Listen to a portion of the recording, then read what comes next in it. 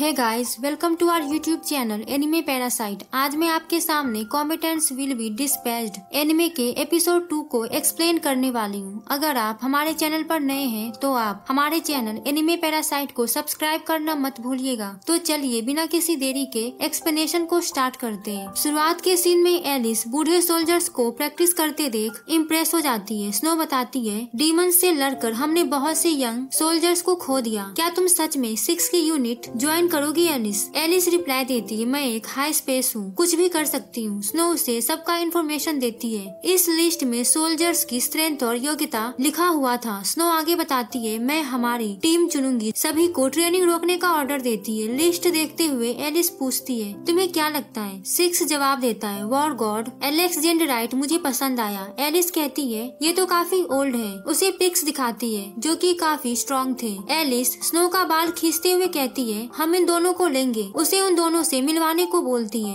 Next scene में हमें रोजे नाम की लड़की दिख रही है। रोजे बोलती है, मैं हूँ आर्टिफिशियल कॉम्बैट चिमेरा। रोजे, क्या तुम में इतना पावर है कि मुझे संभाल सको? 6 जवाब देता है, मैं हूँ एजेंट 6, एक फाइटिंग मशीन हूँ जिसे मॉडिफिकेशन सर्जरी मिली है। मेरी टीम में तुम्हारा स्वागत है। एलिस उसके सामने खुद को इंट्रोड्यूस करती है और आगे बोलती है, मैं तुम्हारे जैसे सर फिरे को भी संभाल सकती हूँ। रोजे शर्माते हुए कहती है, ऐसा मुझे मेरे ग्रैंडपा ने बोलने को कहा था। मैं जब भी किसी को अपने बारे में बताऊं ऐसे ही बताऊं। ये उनकी आखिरी विश थी। 6 पूछता है, तुम जिसे भी खाती हो उसकी पावर ले लेती हो? रोजे खुश होकर बताती है, हाँ, पर उसमें मीट ज्यादा होना चाहिए। अगर मैं किसी डीमन को खाती हूँ तो उनकी अनोखी पावर्स को अब्सॉर्ब कर लेती हूँ, इसीलिए मुझे उन्हीं की तरह पूंछ, पंख और सींग निकल आए हैं। अचानक से रोजे को किसी चीज की खुशबू आती है। 6 निकाल कर उसे दिखाता है। दरअसल वो एक कैलोरी फूड होता है। रोजे लेने की कोशिश करती है। 6 कहता है, अगर तुम मेरी बातों को मानोगी तो ही मैं तुम्हें ये देने वाला हूँ। वहीं एलिस रोजे के रिएक्शन को देखकर बोलती है, मुझे समझ आ गया कि इसे कैसे हैंडल करना है। नेक्स्ट सीन में स्नो ग्रिम को बुलाती है। ग्रिम नाम की एक लड़की चेयर पर बैठकर उनके सामने आती है। खुद को इंट्रोड्यूस करने के बाद बोलती है, पहले मैं एक जरूरी क्वेश्चन पूछूंगी कमांडर। 6 के द्वारा रिप्लाई देने पर पूछती है, क्या तुम्हारी शादी हो गई है? तुम्हारी कोई गर्लफ्रेंड है? मैं सिंगल हूँ। इतनी ब्यूटीफुल होने के बाद भी मुझे कोई डेट पर नहीं ले जाता है। 6 खुश होकर बताता है, मैं भी सिंगल हूँ। इतना हैंडसम होने के बाद भी मेरी कोई गर्लफ्रेंड नहीं है। ये सुनकर ग्रिम खुश हो जाती है। स्नो उनकी बातों को सुनकर पूछती है, तुम लोग ये क्या कर रहे हो? फालतू की चीजें मत करो। इसके बाद 6 डिटेल्स पढ़ते हुए पूछता है, ग्रिम तुम एक मैजिशियन हो? ग्रिम एलिस को इस तरह से घूरते देखकर बोलती है, ऐसे क्यों देख रही हो? मैं कोई मैजिशियन नहीं हूँ। मैं ग्रेट जेनरिच से पावर लेकर उनके लिए चमत्कार करती हूँ। 6 पूछता है, ये जेनरिच कौन है? ग्रिम बताती है, मुर्दों और तबाही का गॉड। 6 वंडर होकर पूछता है, तो क्या वो कोई शैतान है? ग्रिम भड़कते हुए कहती है, ऐसे मत बोलो, वो तुम्हें श्राप देंगे। इसके बाद सेंसेशनल वे में 6 से कहती है, जेनरिच से माफी मांगो। कि तभी 6 उसके स्कर्ट को ऊपर उठा देता है। ग्रिम शर्म से लाल हो चुकी थी। 6 को ये करने के लिए इवल पॉइंट्स मिलते हैं। 6 उसे बोलता है, तुम एक शाही और सुशील लड़की नहीं हो, है ना? ग्रिम रोते हुए जवाब देती है, मैं तुम्हें नहीं दिखाने वाली थी। तुम रिस्पॉन्सिबिलिटी लोगे ना? तुम मुझे अपनी वाइफ बनाओगे ना? रोते हुए बोलती है, मैं तुम्हें भागने नहीं दूंगी। वहीं तीनों लड़कियां चुपचाप उनकी बातों को सुन रही थी। स्नो उन्हें अनदेखा करके रोजे और एलिस को सीरियस होकर कहती है, अगर मैं लीडर बनूं तो हम जल्दी जीतेंगे। प्रिंसेस मुझ पर यकीन करती है, पक्का मुझे मेरी पुरानी पोजीशन जल्द ही मिल जाएगी। 6 उन्हें ज्वाइन करते हुए कहता है, यहाँ पर लीडर मैं हूँ। मैं ऐसे किसी लड़के से ऑर्डर नहीं लूंगा जिसे काम से निकाल दिया गया हो। स्नो उस पर भड़कते हुए रिप्लाई देती है, मैं चीप दिखने वाले से ऑर्डर नहीं लेने वाली हूँ। इससे मेरी शान कम होगी और तुम एक अनपढ़ भी हो। मैं देश की सबसे टॉप यूनिवर्सिटी से ग्रेजुएट हुई हूँ। 6 मन में बोलता है, मैं तो हाई स्कूल फेल हूँ। स्नो उसे कहती है, अगर तुम मेरे ऑर्डर्स मानोगे तो तुम्हें वॉर फील्ड में रेपुटेशन मिलेगी। 6 के रिएक्शन को देखकर पूछती है, तो तुम फाइट करना चाहते हो? स्नो उसे लगातार प्रवोक कर रही थी। उसके उकसाने पर 6 गुस्से से बौखलाते हुए स्नो को गलत तरीके से टच करता है। इस हरकत के लिए 6 को और भी इवल पॉइंट्स मिलते हैं। सभी लोगों के बीच स्नो काफी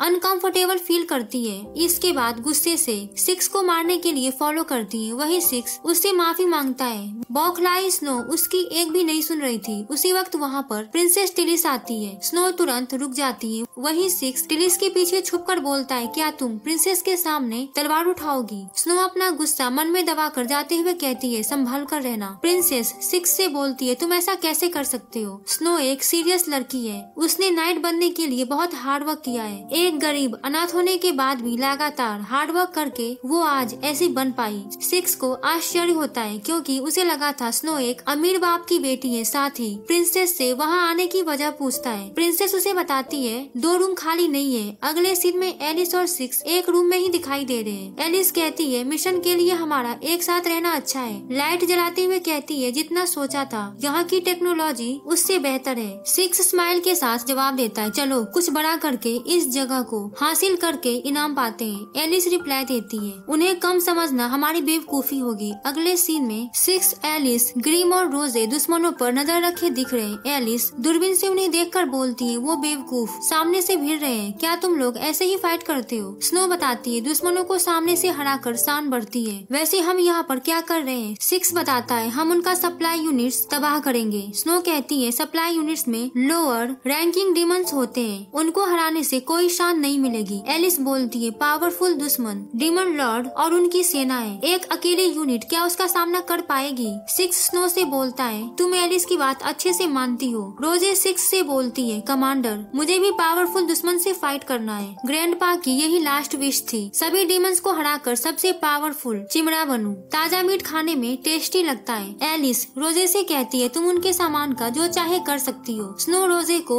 रोकते हुए कहती है हमें उनके मेन कैंप पर अटैक करना चाहिए। सैड होकर बोलती है मुझे काफी शान कमानी होगी क्योंकि नाइट से हटाए जाने पर मेरी सैलरी कम हो गई है। ऐसे में मैं अपनी तलवार की EMI नहीं चुका पाऊंगी और वो ये वापस ले लेंगे। एलिस उसे जवाब देती है सब सिक्स पर छोड़ दो, वो चीजें हासिल करने में एक्सपर्ट है। स्नो जवाब देती है हाँ लेकिन इसका फेस गवारू जैसा है। यहाँ पर हमें डीमंस सामानों को गाड़ी पर ले जाते हुए दिखाई दे रहे हैं। ऊपर की तरफ से एलिस और सिक्स उन पर टूट पड़ते हैं। बोलता है अगर जान प्यारी है तो सब सामान छोड़कर यहाँ से निकल जाओ। सभी गाड़ी को पलटकर डरावना सा फेस बनाकर उन्हें कहता है जो भी पंगा लेगा वो मारा जाएगा। सारे डीमंस डरकर तुरंत वहाँ से भाग जाते हैं। रोजे सिक्स को बोलती है मुझे लग रहा है कि हम कुछ गलत कर रहे हैं। सिक्स पूछता है क्यों? किसारागी कॉर्पोरेशन कॉम्बैट मैनुअल के हिसाब से ये सरेंडर करवाने का सबसे सही तरीका है। रोजे तुम्हें यहाँ से जो भी लेना है ले लो, डीमन लॉर्ड की आर्मी को हमारा खौफ दिखाओ। रोजे अपने मुंह से आग निकालकर सभी चीजों को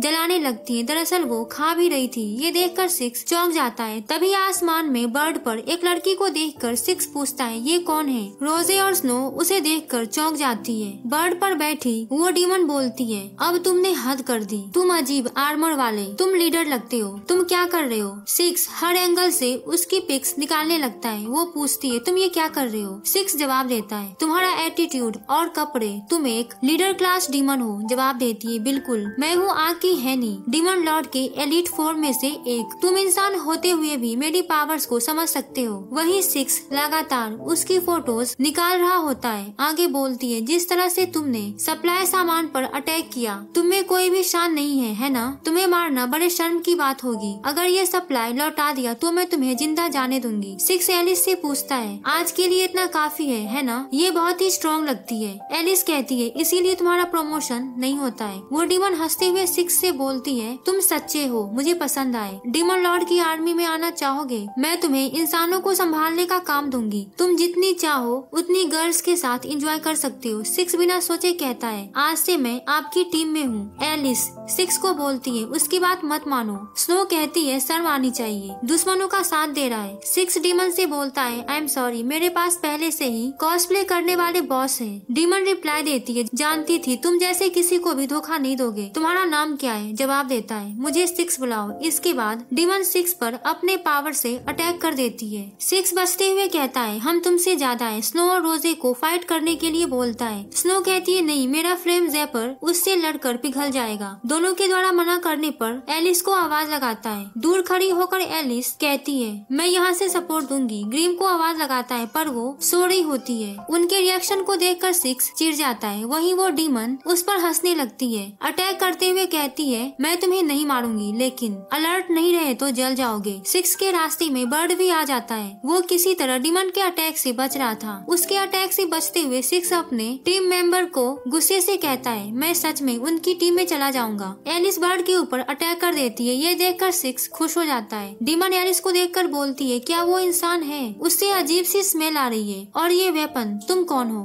सिक्स और एलिस के पीछे एक बड़ा सा डीमन आ जाता है। वो डीमन ग्रिम के काफी क्लोज था। ग्रिम की आइज खुलती है। वो क्रीपी डीमन ग्रिम को दबोच लेता है। हम ऑडियंस वहाँ पर खून ही खून देख पाते हैं। ये देखकर सिक्स चौंक जाता है। जायंट डीमन गर्ल से पूछता है, तुम इन पिद्दियों के साथ खेल रही हो? वो जवाब देती है, हाँ मैं खेल रही थी, अब मजा नहीं आ रहा। इसके बाद वो बर्ड पर बैठकर वहाँ से चली जाती है। एलिस सिक्स को शॉक में देखकर कहती है, होश में आओ। स्नो एलिस को ग्रिम को हैंडल करने को बोलती है और वो खुद उस क्रीपी डीमन से लड़ने वाली थी। डीमन बोलता है, एक इंसान मुझसे फाइट करेगा, मैं हूँ अर्थ का गार्डल कांड, डीमन लॉर्ड के एलिट 4 में से एक। इसके बाद उन पर अटैक करने लगता है। एलिस उस पर फायर कर देती है। दूसरी तरफ से रोजे अपने मुंह से आग निकालकर उस पर हमला करती है। स्नो भी तलवार से उस पर अटैक कर देती है। उनके अटैक्स को देखकर डीमन धमकी देता है, तुम लोग बहुत पछताओगे। सिक्स को अभी तक ऐसे देखकर एलिस कहती है वो मर चुकी है। वही डीमन अपने वेपन से स्नो पर अटैक करता है। सिक्स एलिस को कहता है, आर बुझ शो को तैयार करो, मैं इसे उड़ा दूंगा। जैसे ही वो डीमन रोजे और स्नो के करीब आने लगता है, सिक्स आगे आकर उनसे सपोर्ट मांगता है। डीमन सिक्स को कहता है, तुम सीरियस क्यों हो रहे हो? कि तभी वहाँ पर बर्ड आकर डीमन से वापस आने को बोलता है। वो डीमन वहाँ से चला जाता है। इसके बाद सिक्स कहता है, चलो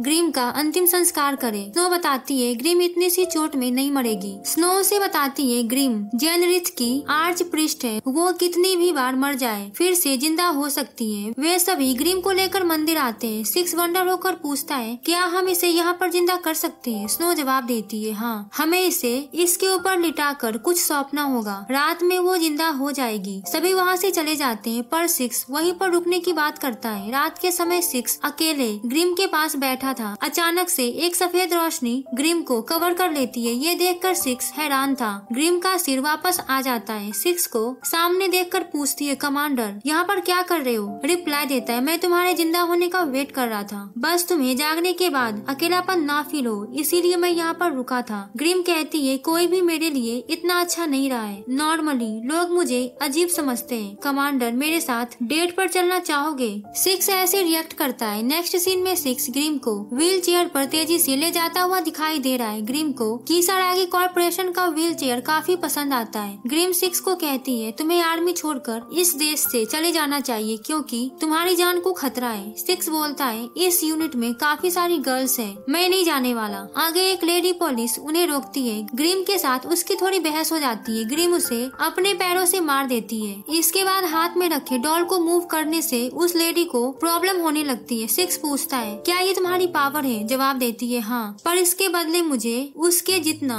बदले में देना पड़ता है। अगर श्राप काम ना करे तो उल्टा मेरे ऊपर ही लग जाता है। लेडी कहती है, ये बेकार पावर है। ग्रिम एक साथ बहुत सारी डॉल लेकर अपने हाथों से कुछ करने लगती है। श्राप का असर उल्टा उस लेडी की जगह ग्रिम पर ही होता है। वो छटपटाने लगती है। ये देखकर दोनों घबरा जाते हैं। ग्रिम की हालत देखकर सिक्स बोलता है, कहीं ये फिर से मर तो नहीं गई?